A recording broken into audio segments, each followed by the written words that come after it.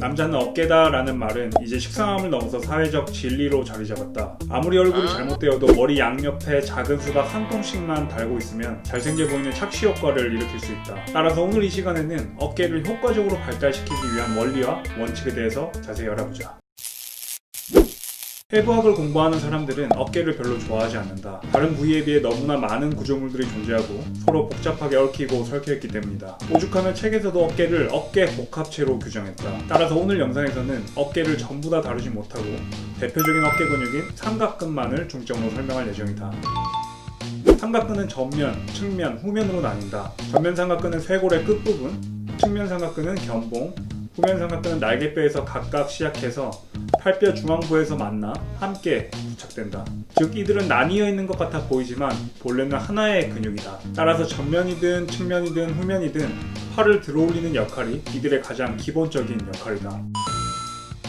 쇄골부에서 뻗어나오는 전면 삼각근은 대흉근을 도와 팔을 앞으로 들어올리거나 모으는 역할을 하고 견갑 하근 그리고 광배근과 함께 내회전을 보조하기도 한다. 전면 삼각근은 이렇게 다양한 운동면에서 움직임이 일어나기 때문에 그립 변화에 민감하다. 예를 들어 프론트 레이즈 시 팔을 내회전시키고 훈련하면 측면 삼각근의 개입이 늘어난다. 지금 보이는 것처럼 측면 삼각근을 손으로 잡고 팔을 내회전시켜보면 측면 삼각근의 단면이 앞쪽으로 이동하는 것이 느껴질 것이다.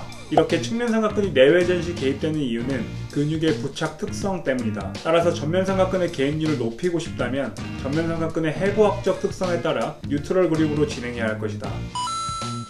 어깨의 가장 높은 봉우리인 견봉에서 뻗어나오는 측면 삼각근은 어깨의 중심에 위치해 있다. 이러한 특성으로 팔이 내회전될 때는 전면 삼각근의 움직임을 보조하고 팔이 외회전될 때는 후면 삼각근의 움직임을 보조하기도 한다. 따라서 레터럴 레이즈 시 팔이 내회전되었느냐 외회전되었느냐에 따라서 근육의 개입이 달라질 수 있다. 만약 팔이 외회전된다면 전면 삼각근이 최대로 신전되어 개입률이 늘어나고 반대로 팔이 내회전된다면 후면 삼각근의 개입이 늘어난다.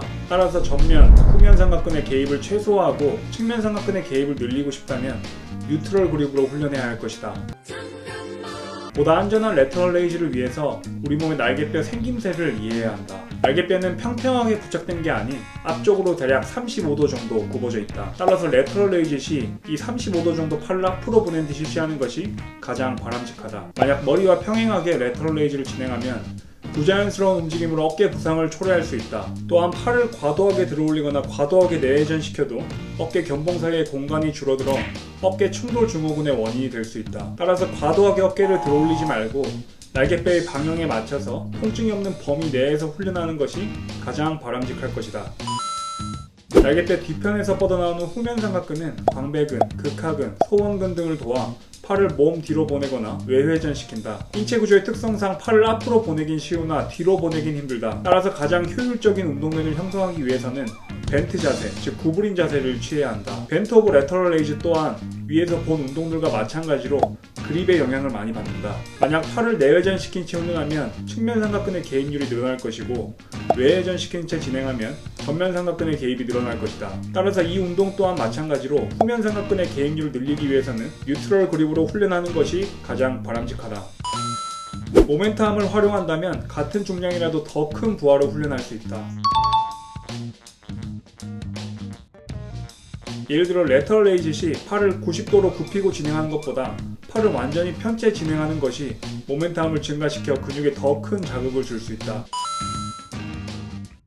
앞서 언급한 운동들이 동생이라면 프레스는 듬직한 형과 같다. 레터럴 레이즈가 근육에게 주는 타격치가 5라면 숄더 프레스가 근육에게 주는 타격치는 최소 10 이상이다. 프레스는 크게 머리 앞에서 움직이는 일반적인 숄더 프레스와 머리 뒤에서 움직이는 비하인드 넥 프레스가 있다. 숄더 프레스는 시작 시 팔꿈치가 앞으로 나간 상태에서 전면 삼각근이 크게 개입되고 이후 바가 몸의 중심을 지나면서 측면 삼각근의 개입이 증가한다. 반대로 비하인드 넥 프레스는 팔이 과도하게 외회전되어 전면 삼각근이 과신전되기 때문에 일반 숄더 프레스보다 전면 삼각근 개입률이 더 높을 수 있는 장점이 있다.